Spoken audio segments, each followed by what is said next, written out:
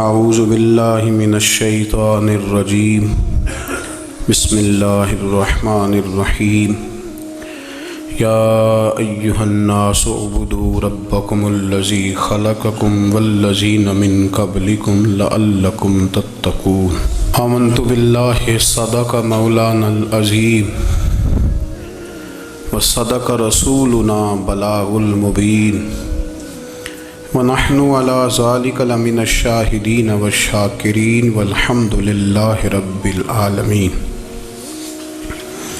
قال الله تبارك وتعالى في شان حبيبه مخبرا وامرا ان الله وملائكته يصلون على النبي یا ایہا الذین آمنوا صلوا علیہ وسلموا تسلیما الصلاة والسلام علیک یا سیدی یا رسول اللہ وعلی آلک واصحابک یا سیدی یا حبیب اللہ الصلاة والسلام علیک یا سیدی یا نبی اللہ وعلی آلک واصحابک یا سیدی یا نور اللہ اللہم صلی علی سیدنا و مولانا محمد معدن الجود والکرم وآلہ وصحبہ وعطرتہ وبارک وسلم۔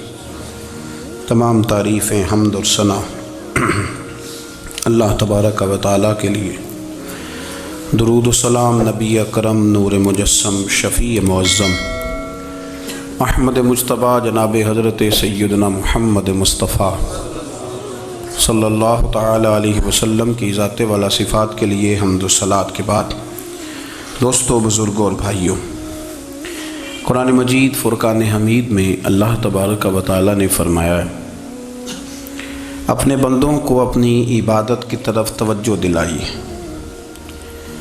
اپنے بندوں کے دلوں میں عبادت کا شوق، ذوق اور نظریہ پیدا فرمایا ہے۔ فرمایا یا ایھا الناس اعبدوا ربکم الذی خلقکم، اے ایمان والو، اے لوگو، اپنے اس رب کی عبادت کرو جس نے تمہیں پیدا کیا ہے، والذین من قبلکم، اور ان لوگوں کو بھی پیدا کیا ہے جو تم سے پہلے تھے۔ تمہیں عبادت کا نفع یہ ملے گا لعلکم تتقون، کہ تم پرہیزگار ہو جاؤ گے۔ عبادت اس لیے کرو کہ اللہ نے تمہیں پیدا کیا ہے، اور اس لیے کہ تم سے پہلے لوگوں کو بھی اللہ نے پیدا کیا ہے۔ اور پھر ارشاد فرمایا کہ الذی جعل لکم الارض فراشا، وہی رب ہے جس نے تمہارے لیے زمین کو فرش بنایا ہے، والسماء بناء، اور آسمان کو چھت بنایا ہے، وانزل من السماء ماء فاخرج به من الثمرات رزقا لکم، زمین کو فرش بنایا، آسمان کو چھت بنایا، پھر آسمان سے پانی برسایا جس کے ذریعے پھل نکالے، اور وہ بھی کسی اور کے لیے نہیں، رزق لکم، تمہارے رزق کے لیے، وہ بھی تمہارے رزق کے لیے۔ یہ ساری نعمتیں تمہیں دی ہیں، اب فلا تجعلوا للہ اندادا، اب تم اللہ کے ساتھ کسی کو شریک نہ بناؤ، وانتم تعلمون، اور تم جانتے بھی ہو، تمہیں خبر بھی، تمہیں پتہ ہے کہ عبادت اللہ کی کرنی چاہیے، تمہیں پتہ ہے کہ نماز پڑھنی چاہیے، تم جانتے ہو کہ نوافل ادا کرنی چاہیے، تمہیں پتہ ہے کہ سجدے آنکھیں بند کر کے جھوٹ کی زندگی جی کے، اپنے ساتھ بددیانتی کر کے، دھوکہ دے کے، اپنے آپ کو دائیں بائیں، اپنے آپ کو کہیں مصروف رکھ کے کچھ وقت ضائع تو کر لیتے ہو، پر تمہیں پتہ تو ہے نا کہ عبادت اللہ کی کرنی، تمہیں اس کی خبر ہے۔ فرمایا اس رب کی، دیکھیں نا، انسان پر اگر کوئی شخص نیکی کر دیتا ہے، احسان کر دیتا ہے، تو انسان اس کے سامنے پھر گردن نہیں اٹھا سکتا، یار یہ میرے مشکل وقت کا دوست ہے، اس نے میرے ساتھ نیکی کی ہے، کبھی بھی گردن نہیں اٹھائے گا، جھکا کے رکھے گا۔ تو اگر عام کوئی نیکی کر دے تو اس کے سامنے انسان کبھی گردن نہیں اٹھاتا، تو جو رب ساری نعمتیں عطا فرمائے، جو کہے کہ تیری تخلیق میں نے کی، تجھ سے پہلوں کو بھی پیدا میں نے کیا، تیرے لیے زمین کا بچھونا بھی میں نے بچھایا، آسمان کی چھت بھی میں نے لگائی، تیرے لیے زمین سے ساری اناج کو، پھل کو، کھیتیوں کو نکالا بھی تیرے لیے، اب تو اس طرح کر کہ تو میری عبادت کر، تو میری بارگاہ میں جھک جا۔ بہت سارے نشے لوگوں کو لگے ہوئے ہوتے ہیں، ہر آدمی کوئی نہ کوئی نشہ کرتا ہے، کوئی دولت کا کرتا ہے، کوئی شہرت کا کرتا ہے، کوئی اپنی تعریف کا نشہ کرتا ہے، دو چار لوگوں سے تعریف سن کے مطمئن ہو جاتا ہے۔ ناراض تو نہیں ہو گیا اس جملے سے؟ آپ کرتے ہیں لوگ دولت کا نشہ بھی، یہ جب نقصان ہوتا ہے تو بندے بیمار نہیں ہو جاتے؟ پیسے ڈوب جاتے ہیں تو لوگ بیمار نہیں ہو جاتے؟ تو اس کا مطلب یہ ہوتا ہے کہ نشہ ٹوٹ گیا ہے۔ اب بہک ہوئے ہیں نا تھوڑے سے تو کانپتے ہیں، تڑپتے ہیں، پریشان۔ نشہ ہی اسی طرح ہی کرتا ہے نا، نہیں ملتا تو پریشان ہوتا ہے۔ یہ سارے نشے ہیں، مختلف قسم کا نشہ۔ اب مانتے نہیں اس بات کو، تسلیم نہیں کرتے، کیونکہ تسلیم کرنا بڑا مشکل کام ہے۔ اس کے لیے تو بڑی ساری چیزیں جو ہیں وہ دبوچ کے اور بڑی سارے رستے پھلانگ کے آنا پڑتا ہے، تو بڑا مشکل ہے ماننا، ورنہ کرتے ہیں ہم، ہمارا مزاج ہے۔ یہ گھومنے پھرنے کا، دنیا دیکھنے کا بھی ایک نشہ ہے، یہ بہت ساری باتیں کرنے کا بھی ایک نشہ ہے، گپ شپ کا بھی ایک نشہ ہے۔ دو چار لوگوں کی جب تک پگڑیاں نہ کھول لیں، بعض لوگوں کو نیند نہیں آتی۔ یہ غیبت کا، چغلی کا، بددیانتی کا، یہ بھی ایک نشہ ہے۔ اس پر ملا رومی رحمۃ اللہ نے بڑا کلام لکھا ہے، وہ کہتے ہیں مانگ کے کھانے کا بھی نشہ ہے، مانگ کے کھانے کا بھی نشہ ہے۔ وہ کہتے ہیں کہ ایک بھیک مانگنے والی خاتون تھی، تو بادشاہ کے پاس بھیک مانگنے آئی، تو بادشاہ کو پسند آ گئی، اس نے شادی کر لی۔ اب اس کو عادت تھی بھیک مانگ کے کھانے کی، تو وہ کنیزوں سے کہا کرتی تھی کہ فٹافٹ نہ روٹی لے کے آیا کرو، میں 2-3 دفعہ مانگوں تو پھر لایا کرو، چونکہ ایک نشہ ہے نا، تو میں مانگوں 2-4 دفعہ تو پھر۔ تو انسان بہت سارے نشے کرتا ہے، یہ مانتا نہیں۔ یہ موبائل، یہ فیس بک، یہ سارے نشے ہی ہیں۔ اپنی فوٹو لگا لینا، سارا دن اسی کو دیکھتے رہنا۔ اور بڑے بڑے سیانے بندے جو وزادار ہیں، بڑے وزادار لوگ ہیں، لیکن وہ بھی سنجیدگی کے قائل نہیں، اس طرح کے نشوں کا شکار ہیں۔ یہ سارے نشے ہیں جو ہم نے پال لیے۔ ہمارے صوفیاء، ہمارے بزرگ فرماتے ہیں کہ تم اس طرح کرو، اگر سارے نشوں سے بچنا چاہتے ہو تو سجدے کا نشہ شروع کرو، سجدے کا نشہ شروع کرو۔ یہ نا اقبال کہتے ہیں، ہو عطار ہو، رومی ہو، رازی، آپ بات کو سمجھیں، عطار ہو، رومی ہو، رازی ہو، غزالی ہو، کچھ ہاتھ نہیں آتا بے آہ سحر گاہی۔ کہتے ہیں بہت بڑا صوفی ہو جیسے فرید الدین عطار تھے، بہت بڑا تصوف کا امام ہو جیسے امام غزالی تھے، بہت بڑا تفسیر کا استاد ہو جیسے امام رازی ہو، عطار ہو، رومی ہو، رازی ہو، غزالی ہو، پر کچھ ہاتھ نہیں آتا بے آہ سحر گاہی۔ اگر سویرے اٹھ کے روتا نہیں نا اللہ کی بارگاہ میں، اگر تہجد نہیں نہ پڑھتا تو کچھ ہاتھ نہیں آتا بے آہ سحر گاہی۔ پھر اس کو کوئی چیز نصیب، میری بات کی سمجھ آ رہی ہے آپ حضرات؟ جب تک آپ سویرے نہیں اٹھتے، آپ اللہ اللہ نہیں کرتے، آپ کو نوافل کا چسکا نہیں، عبادت کا مزہ نہیں، فرمایا میری عبادت کرو، یہ شوق پیدا کرو، میں نے تمہیں پیدا کیا ہے۔ ہم لوگوں کے نشے ہیں، مختلف نشے ہیں، بڑا عجیب رنگ ہے۔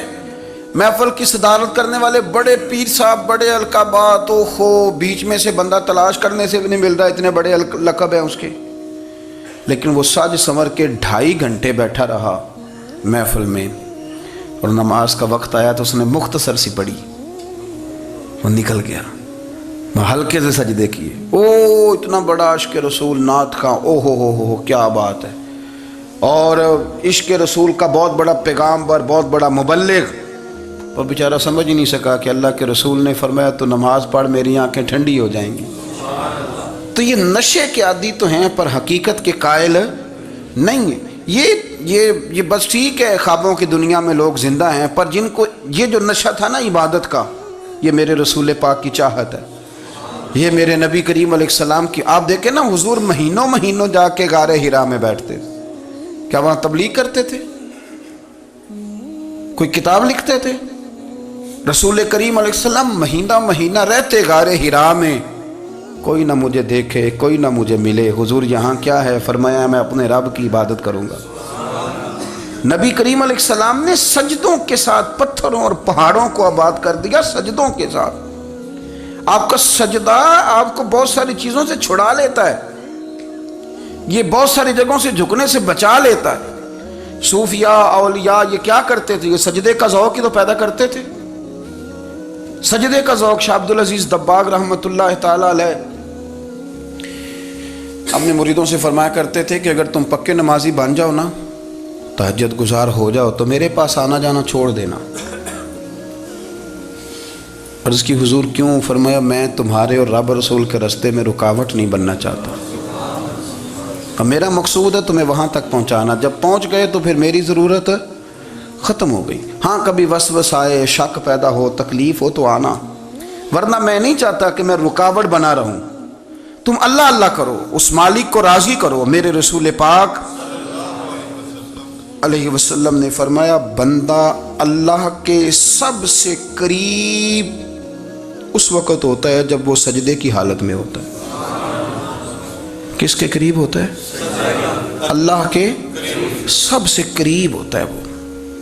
وہ بڑا نیڑے ہے رب کے، بڑا قریب ہے، اس لیے کہ وہ حالت سجدہ میں، وہ جب سجدے کرتا ہے نا، اس کی بارگاہ میں جب جھک جاتا ہے۔ آپ ذرا سجدے کی کیفیت دیکھیں نا، زبان بھی یہاں ہے، آنکھ بھی یہاں ہے، کان بھی، عقل بھی ساری، اس نے سارا کچھ رکھ دیا سجدے میں۔ آپ وہ کبھی پیچھے جائیں تو دیہاتوں میں کہا جاتا تھا ناک سے نکیریں نکالو، بہت بڑی سزا ہوتی تھی نا، ناک سے نکیریں نکالو، بڑی سزا ہوتی تھی۔ تو اس نے کہا مالک مجھے کسی نے کہا نہیں، پر دیکھنا میں نے رکھ دی ساری عقل سجدے میں، اور رکھ کے کہا کیا؟ سبحان ربی یا اللہ، اللہ میں پست ہوں تو اعلیٰ ہے، اللہ تو میرا رب ہے اور تو سب سے اعلیٰ اتنا۔ اور فرمایا جب یہ اس کیفیت میں ہوتا ہے تو پھر یہ اپنے رب کے قریب ہوتا ہے۔ کثرت عبادت، نوافل۔ ہمارے ہاں عمرے کی قرآن اندازی محفلوں پہ ہونے لگ گئی ہے، حالانکہ حدیث سے ثابت نہیں۔ میں دوستوں سے کہتا ہوں جائز ہے، کرنی چاہیے، عمرے کی قرآن اندازی جائز ہے، پر کسی حدیث میں نہیں آئی کہ قرآن اندازی کرو عمرہ کرو۔ حدیث میں قرآن اندازی یہ آئی ہے کہ نبی پاک علیہ السلام نے فرمایا تمہیں پتہ چل جائے نا پہلی صف کا ثواب کتنا ہے، تم قرآن اندازی کرو۔ عمرے کی قرآن اندازی کا تو پوسٹر چھپتا ہے، تو یہ والی قرآن اندازی کب ہونی ہے؟ ہونی چاہیے کہ نہیں؟ حضور نے فرمایا تمہیں پتہ چلے کہ اس کا ثواب کتنا، تو تم قرآن اندازی کرو، تم قرآن ڈالو۔ جب آپ نماز پڑھ رہے ہوتے ہیں، جب آپ کا مصلی آباد ہوتا ہے، صلاح الدین ایوبی ایک بزرگ سے ملاقات ہو گئی، بیت المقدس پر قبضہ تھا عیسائیوں کا، تو صلاح الدین بڑے پریشان تھے۔ بابا جی کہنے لگے پتر کیا ہوا؟ کہنے لگے حضور پتہ چلا ہے دشمن کے 2 بحری بیڑے اسلحہ لے کے آ رہے ہیں، مسلمان پہلے ہی کمزور ہیں، اور اب اگر 2 بحری بیڑے اور آ گئے تو حضور مسئلہ بن جائے گا۔ تو میں پریشان ہوں کہ کس طرح یہ کم مسئلے والی ہماری فوج ہے کیسے مقابلہ کرے گی۔ تو بابا جی کہنے لگے پتر اس طرح کرنا، آج رات تو بھی دعا کرنا اور میں بھی کروں گا، تو بھی دعا کرنا، آپ ناراض نہ ہونا، ہم تو پیروں والے ہیں، ہم تو پیروں کے نوکر غلام ہیں، ہمارا تو گزارا ہی نہیں، ہمیں تو ملتا ہے سارا کچھ وہاں سے۔ پر میرا سوال یہ ہے کہ تعویذ لینے جاتے ہو نفل کیوں نہیں پڑھتے؟ رات اللہ اللہ کیوں نہیں کرتے؟ یہ بھی تو ہمارے بزرگوں کا ہی طریقہ ہے، انہوں نے تو ہمیں سکھایا ہے۔ صلاح الدین ایوبی سے بزرگوں نے کہا کہ رات آج نا اللہ اللہ کرنا، تو میں تیرے لیے دعا کروں گا، تو بھی دعا کرنا۔ تو بندہ جب دکھی ہوتا ہے تو سجدہ کرتا ہے، تو پھر ہی تو مصلی بھیگ جاتا ہے، پھر ہی تو مزہ آتا ہے۔ سکھی بندہ تو کعبے جا کے نہیں روتا، دکھی تھے، تکلیف تھی، تو سر رکھا سجدے میں تو تڑپ گئے۔ اور وہ بابا جی کہتے ہیں میں مسجد آیا تو صلاح الدین چیخیں مار کے رو رہا تھا اور کہہ رہا تھا مالک میں کوئی اپنی شان کے لیے تو نہیں نہ لڑ رہا، اللہ کو میں کوئی قبضوں کے لیے تو نہیں لڑ رہا، مالک تیرے لیے لڑ رہا ہوں، مجھے بے آبرو نہ کرنا، میری مدد فرمانا۔ کہتے ہیں میں آیا تھا کہ مسجد میں دعا کروں گا، پر صلاح الدین ایوبی کو روتے دیکھا تو میں لوٹ گیا۔ تو سویرے صلاح الدین ملے تو بڑے خوش تھے۔ میں نے کہا پتر کیا ہوا؟ کہنے لگے حضور وہ بحری بیڑے 2 آ رہے تھے نا اسلحہ لے کے، دونوں ڈوب گئے پانی میں ڈوب گئے۔ تو بابا جی کہنے لگے صلاح الدین وہ پانی میں نہیں ڈوبے، وہ تیرے آنسوؤں میں ڈوب گئے۔ وہ غرق ہو گئے، وہ جو تو نے مصلی بات کیا تو وہ تیرے آنسوؤں میں ڈوب گئے، وہ غرق ہو گئے، وہ تباہ، اتنے قیمتی تھے تیرے آنسو کے بہا لے گئے دشمن کے بحری بیڑوں کو۔ میرے بھائی ٹھیک ہو گیا جی، میرے عزیز سمجھ لیں اس بات کو ہمیشہ کے لیے، اور اس پر غور کر لیں اچھے طریقے سے کہ میرے رسول کریم سید عالم صلی اللہ علیہ وسلم نے نا ہماری توجہ دلائی، حضور نے ہمیں بتلایا، ہمارا ذوق بڑھایا عبادت کی طرف۔ ایک صحابی تھے حضرت ابو فاطمہ رضی اللہ تعالیٰ عنہ، یہ ترمذی شریف کی حدیث ہے۔ نبی پاک علیہ السلام نے فرمایا ابو فاطمہ قیامت کے دن مجھ سے جلدی ملنا چاہتے ہو کہ دیر کے ساتھ؟ تو کہنے لگے حضور کون ہوگا جو دیر سے ملنا چاہے گا، ہم نے تو جان دے دی وعدہ دیدار پر۔ اعلیٰ حضرت فرماتے ہیں جان دے دی وعدہ اور نقد اپنا دام ہو ہی جائے گا۔ مجھے لگتا ہے کہ یہ سودا نقد و نقد ہو جانا ہے، چونکہ ہم نے جان دے دی وعدہ دیدار پر۔ آپ نے وعدہ کیا تھا کہ مریں گے تو پھر زیارت ہوگی، تو مر گئے ہم زیارت کی خاطر۔ جان دے دی وعدہ دیدار پر تو نقد اپنا دام ہو ہی جائے گا۔ اے رضا ہر کام کا ایک وقت ہے، دل کو بھی آرام ہو ہی جائے گا۔ تو حضرت ابو فاطمہ رضی اللہ تعالیٰ عنہ سے نبی پاک صلی اللہ علیہ وسلم نے فرمایا جلدی ملنا چاہتے ہو کہ دیر سے؟ اس کی حضور فٹافٹ ملنا ہے، میں نے قیامت کے دن آپ سے جلدی ملنا ہے۔ تو نبی پاک علیہ السلام نے فرمایا پھر اس طرح کرنا، دنیا میں رہ کے سجدے زیادہ کرنا، پھر سجدے زیادہ کرنا، قیامت میں ملاقات جلدی ہو جائے گی، قرب ملے گا تمہیں۔ اپنے بچوں کے اندر دیکھیں نا، ہم شوق پیدا کرتے ہیں، ہمیں صحیح لفظ نہیں بولنے آتے پر ہم بچوں میں شوق پیدا کرتے ہیں کہ پتر ڈاکٹر بن جائے گا تو بڑا نفع کرے گا، تو لوگوں کی خدمت کرے گا، ملک و ملت کی خدمت کرے گا، تیرے ابا کا نام روشن ہوگا، تیرے دادا کی تعریفیں ہوں گی۔ ہم یہ ذوق پیدا کرتے ہیں، ہم اپنے نوجوانوں کے اندر یہ فکر پیدا کرتے ہیں، انہیں ہم سمجھاتے ہیں کہ میاں جب تم پڑھو گے، محنت کرو گے تو فلاں آدمی کی طرح تمہارا نام ہوگا۔ یہ جتنا ذوق ہم بچوں کے اندر ان چیزوں کا پیدا کرتے، ہمیں حکم ہے کسی طرح ہم ذوق پیدا کریں کہ پتر نماز پڑھے گا تو اللہ راضی ہو جائے گا، تو سجدہ کرے گا۔ دیکھیں نا میرے رسول کریم علیہ السلام نے فرمایا 7 سال کے بچے کو مسجد لے کے جاؤ، یعنی اسے شوق دلاؤ، اس کے اندر یہ خاصیت پیدا کرو کہ اس کا دل کرے مسجد میں جانے کا، اس کے اندر یہ خصوصیات لاؤ کہ وہ ہمارے ہاں نا ہر چیز کو پرموٹ کیا جا رہا ہے، ہر چیز کو، یعنی سر سنگیت سکھانے کے لیے اکیڈمیاں بن گئی ہیں، ہر شے پرموٹ ہو رہی ہے، عبادت کا جذبہ کم ہوتا جا رہا ہے، اللہ کا ذوق ہمارے اندر نہیں رہا۔ اور اتنا مشکل ہم نے اپنے لیے بنا لیا ہے کہ وہ بندہ جو بڑی زبردست مذہبی گفتگو کر رہا تھا اور تگڑی بات کر رہا تھا، کیا بات ہے، لیکن نماز کے بارے میں کمزوری دکھا جاتا ہے، نوافل کے بارے میں وہ چپکے سے نکل جاتا ہے۔ امام احمد بن حنبل رحمۃ اللہ تعالیٰ علیہ، مسند امام احمد بن حنبل 14 جلدوں میں ہے مارکیٹ میں، اور مجھے تو خیر پسند ہی بڑی ہے، میں نے کئی دفعہ پڑھی ہے۔ اور کیا بات ہے امام احمد بن حنبل کی، کیسے تگڑے قسم کے محدث تھے، اور اللہ نے کتنا انہیں اعزاز عطا فرمایا ہوا تھا۔ یہ کوڑے بھی کھاتے تھے دین کی خاطر، سارا کرتا لہو سے بھر بھی جایا کرتا تھا، بڑا اعزاز والا شخص تھے، بڑے اعزاز والے۔ حدیثیں جمع کرنا، حدیثیں لکھنا، حدیث پڑھانا، سارا دن رہتے تھے، کہہ سکتے تھے کہ میں کر تو رہا ہوں کام، اور حدیث بھی موجود ہے کہ عالم عابد سے افضل ہوتا ہے، پر اس کے باوجود امام احمد بن حنبل رحمۃ اللہ علیہ 300 نفل فرض نمازوں کے علاوہ پڑھا کرتے تھے، 300 نوافل روز پڑھا کرتے تھے۔ ان کے بیٹے نے کہا ابا جی مکان خریدنا ہے تو کوئی جگہ کہاں کر کے لوں، بہت ساری آبادیاں، تو فرمایا پتر وہاں لینا جہاں مسجد قریب ہو۔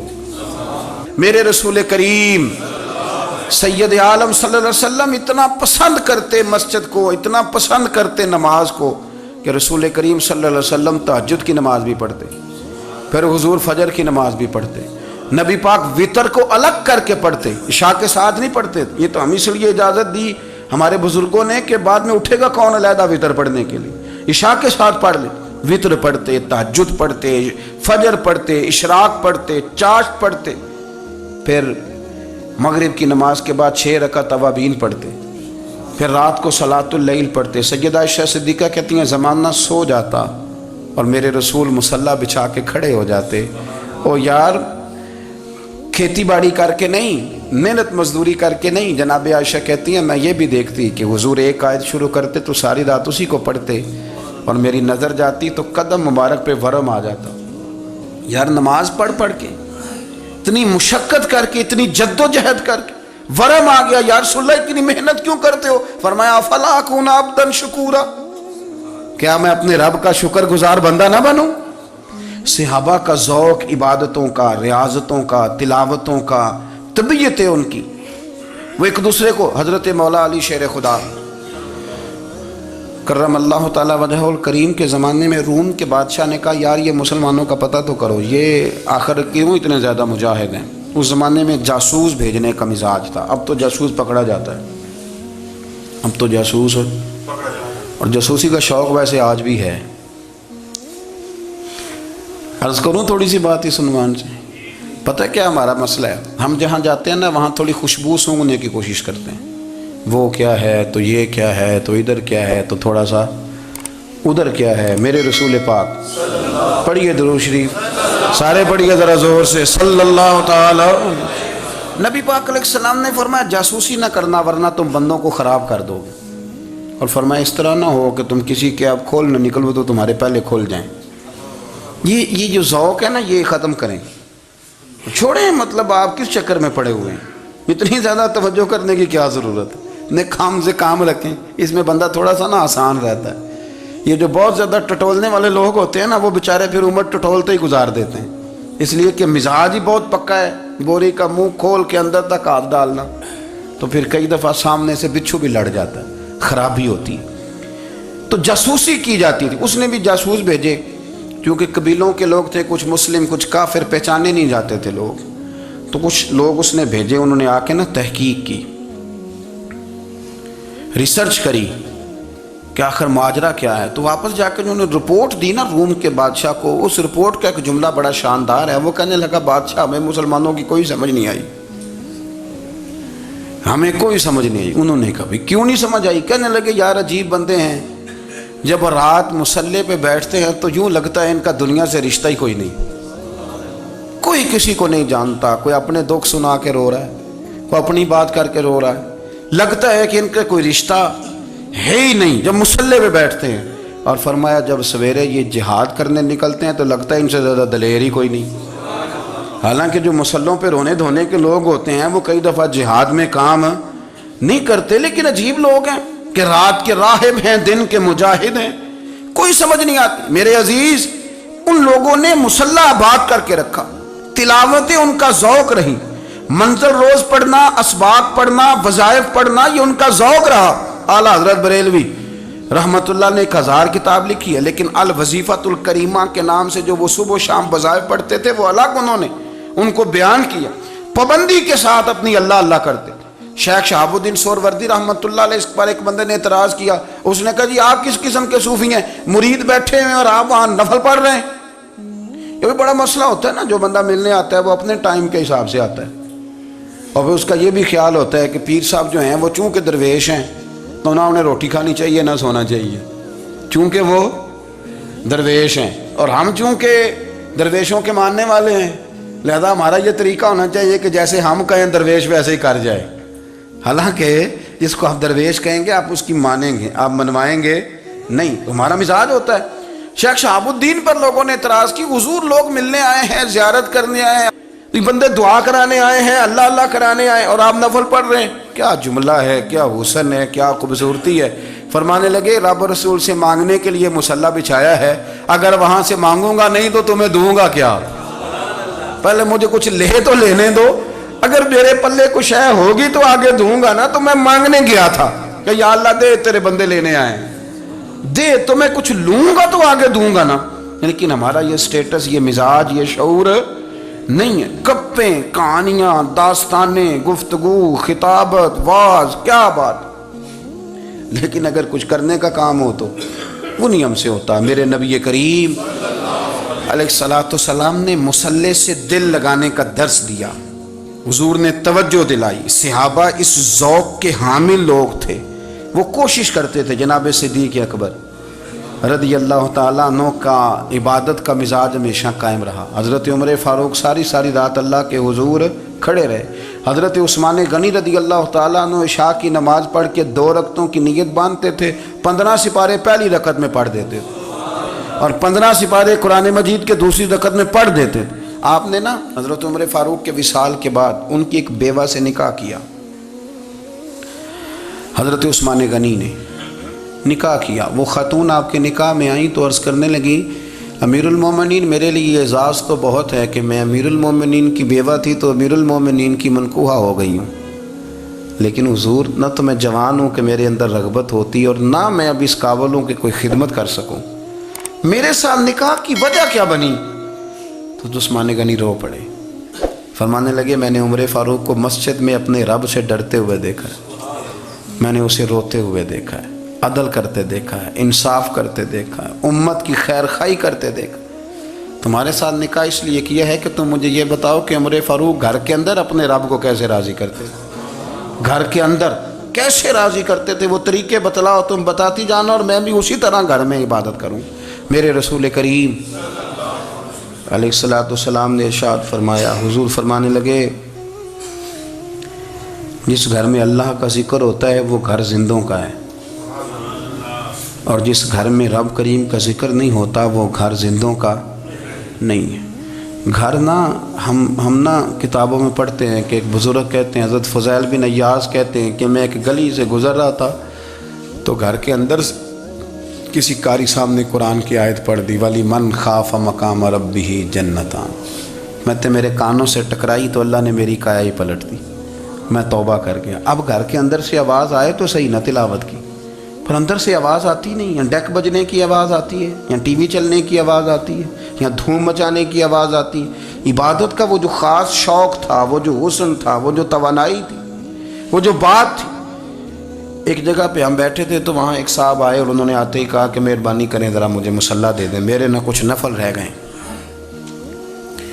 تو میں نے وضو کر لیا تو کوئی مصلی مل جائے، مصلی انہیں دے دیا گیا، وہ مصلی لے کے چلے گئے تو پیچھے ایک صاحب نے تبصرہ کیا، کہنے نے کتنا ریاکار بندہ ہے، لوگوں کو دکھا رہا ہے کہ میں نفل پڑھتا ہوں، ہے کوئی بات کرنے والی؟ میں نے اسے کہا، میں نے کہا تو مہربانی کرنا اس طرح کی ریاکاری تو بھی کر، پکڑ مصلی اور جا تو بھی تھوڑی ریاکاری کر کے آ، اٹھ ذرا شکر کر، کوئی یہ ریاکار بھی ملا ہے، کوئی نفل پڑھ کے ریاکاری کر رہا ہے اللہ کا۔ میں کہتا ہوں کو پڑھے تو صحیح نہیں، یہ کوئی دور ہے نفل پڑھنے کا؟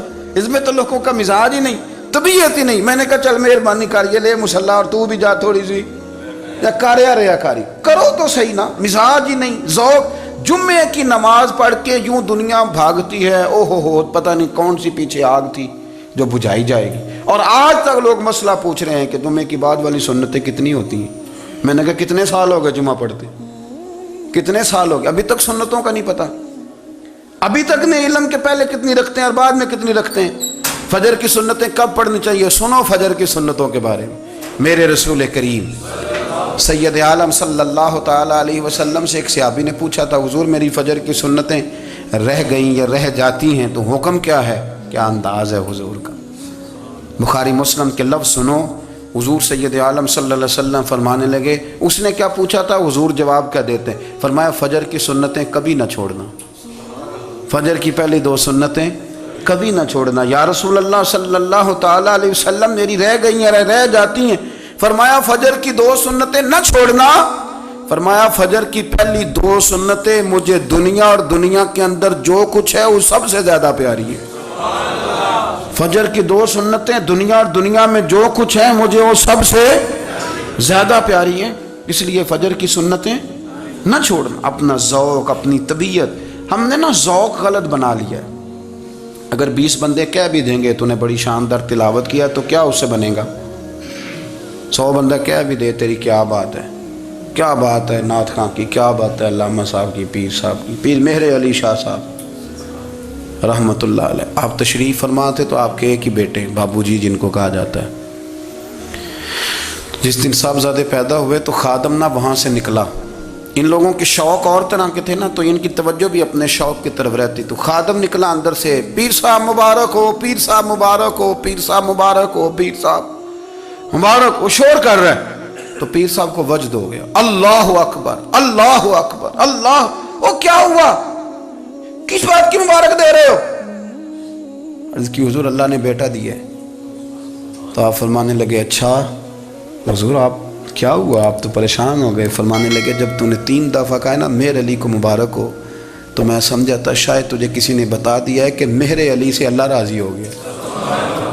میں سمجھا تھا کہ شاید تو یہ خبر لے کے آیا ہے کہ کسی نے بتایا ہے کہ مجھے آج خبر ملی ہے کہ مہر علی سے رب اچھا پتر ہوا ہے، الحمدللہ اللہ کا شکر ہے، پر میرے لیے مبارک کا دن وہ ہوگا جب میرا رب کہے گا کہ میں مہر علی سے راضی ہوں، میرے محبوب کہیں گے کہ میں مہر علی سے۔ آپ بات کو سمجھیں، شوق ہی کسی اور طرف تھا، دل ہی کہیں اور لگا ہوا تھا، طبیعت ہی کہیں اور مائل تھی۔ کوئی وظیفہ پوچھتے تھے تو پڑھتے تھے وہ لوگ، کچھ اللہ اللہ انہیں بتائی جاتی تھی تو کرنے کا ذوق رکھتے تھے، طبیعت تھی، قائل تھے۔ حضرت ربیع کہتے ہیں میں بڑی دور سے سفر کر کے گیا حضرت اویس کرنی سے ملنے، بڑی دور سے، اور جب میں پہنچا تو فجر کا وقت تھا، تو حضرت اویس کرنی کو میں نے پا لیا، تو وہ نماز پڑھ کے نا قرآن شریف لے کے بیٹھ گئے۔ فرماتے ہیں اشراق چاشت کا وقت ہوا تو نفلوں کی نیت باندھ لی۔